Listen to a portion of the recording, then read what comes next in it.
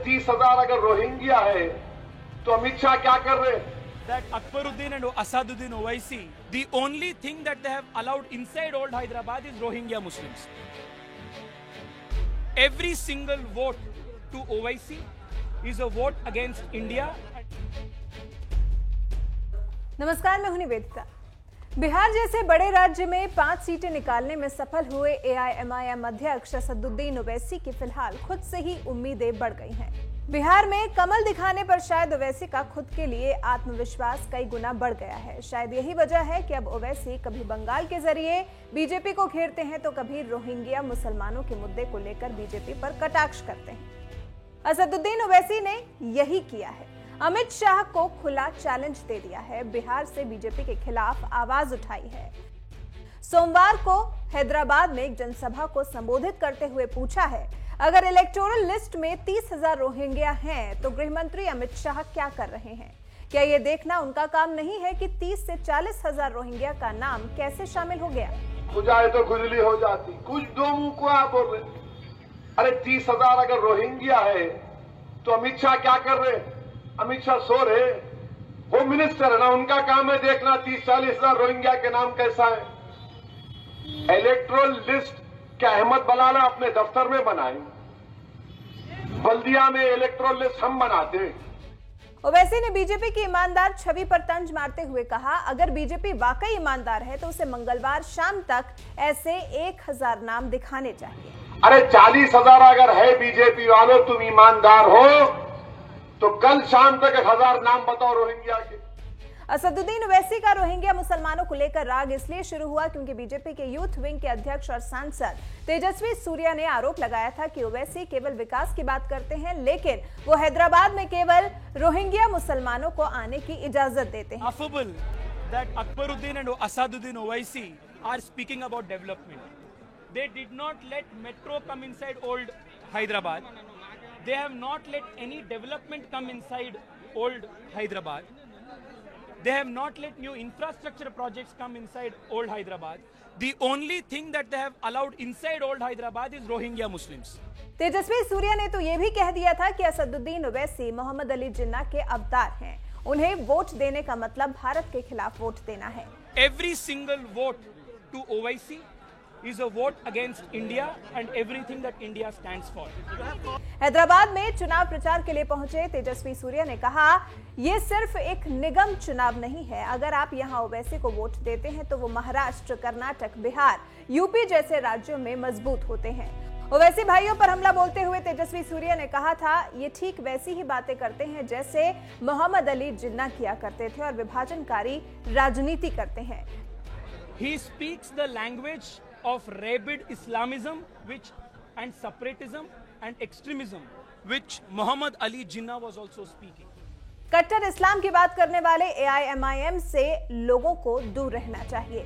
बस तेजस्वी सूर्या के इसी बयान से ओवैसी तिलमिलाए हुए हैं, तभी तो बीजेपी के खिलाफ फिर अपनी वही टोन का इस्तेमाल करते हुए ओवैसी कहते हैं, उनका मकसद नफरत फैलाना है। ये जंग हैदराबाद और भाग्यनगर के बीच की है। अब ये तय करने की जिम्मेदारी आपकी है कि कौन जीतेगा।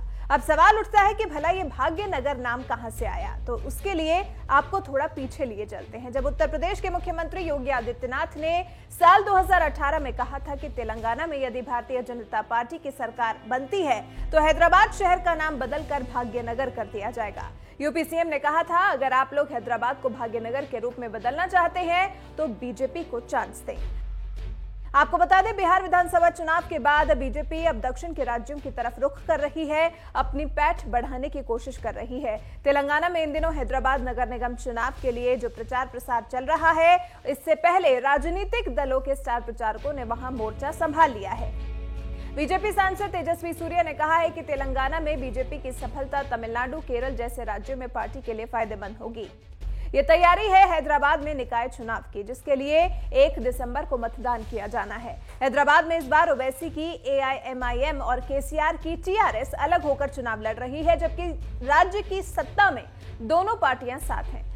नगर निगम के 150 वार्ड के लिए होने वाले चुनाव अहम है और तेलंगाना सीएम केसीआर की तरफ से बयान दिया गया है कि इस बार वो ओवैसी के गढ़ में घुसकर उनको मात देंगे और सभी 150 सीटों पर लड़ेंगे। तो अब आप समझ गए होंगे कि ओवैसी का खेल क्या है, ओवैसी का बीजेपी पर ताजा कटाक्ष क्यों है, आखिर ओवैसी क्यों सीधा गृह मंत्री अमित शाह को ही निशाने पर ले रहे हैं। वैसे आप हमें कमेंट करके बताएं कि क्या बीजेपी हैदराबाद में निकाय चुनाव में कोई कमाल दिखा पाएगी या फिर बीजेपी की ये कोशिशें बेकार चली जाएंगी।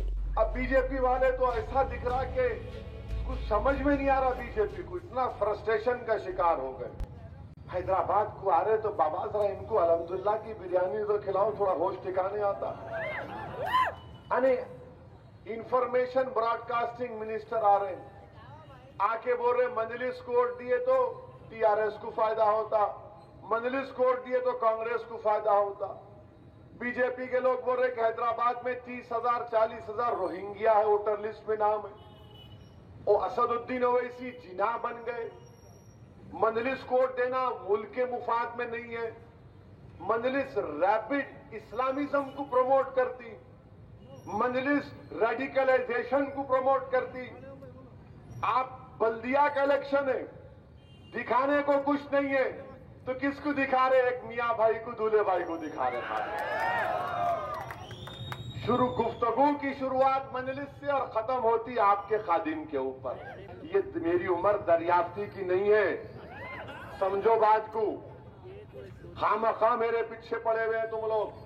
हैदराबाद में हम लोग बोलते बीजेपी वालों, अगर खुजाए तो खुजली तुम्हारे को हो जाएंगी, याद रखो। खुजाओ मत, खुजाए तो खुजली हो जाती। कुछ दो मुंह को आप बोल रहे। अरे 30,000 अगर रोहिंग्या है तो अमित शाह क्या कर रहे?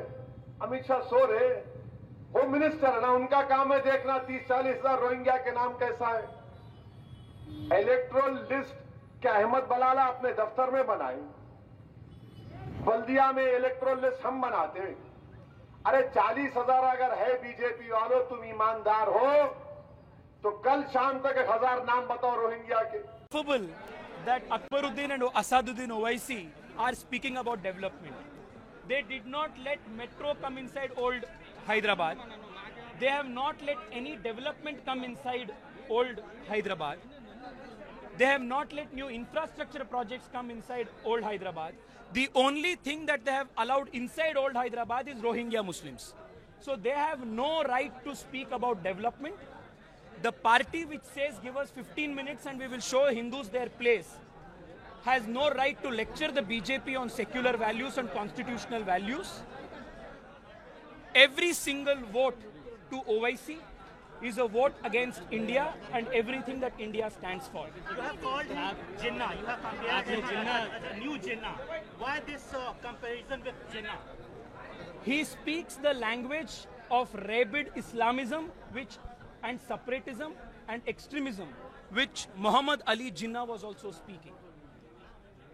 Which is why every single vigilant Bharatiya must stand up and fight against this divisive menace, communal politics of OIC brothers.